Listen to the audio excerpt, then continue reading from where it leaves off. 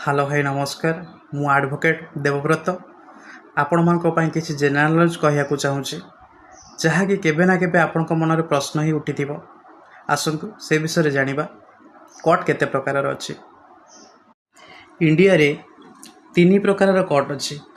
गोटे हैला lawyer court बा सबऑर्डिनेट कोर्ट, गोटे हैला हाई कोर्ट आ गोटे हैला supreme court.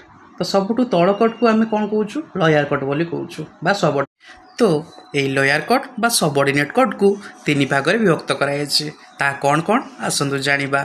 प्रथमत हेउची civil court, द्वितीयत हेउची session court एवं तृतीयत हेउची रेवेन्यू कोर्ट। तेबे मनरे प्रश्न उठुथबो सिविल कोर्ट रे कौन कौन केस डील हेउची। आसंतु मु आपनको कहि रखुची सिविल कोर्ट रे प्रॉपर्टी डिस्प्यूट, कॉन्ट्रैक्ट एवं सिविल केसेस डील करा जाए।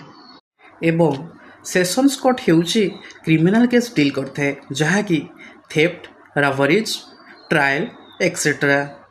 एवं शेषरे रहिला रेवेन्यू कोर्ट जहाँकि लैंड रेवेन्यू एवं एग्रीकल्चरल डिस्प्यूट को डील करिथाए। लॉ विषय एमिति किछि नॉलेज जानिबा पई मो चैनल को लाइक, सब्सक्राइब एवं शेयर करंतु। धन्यवाद। आपणकर सांग एडवोकेट देवव्रत दास।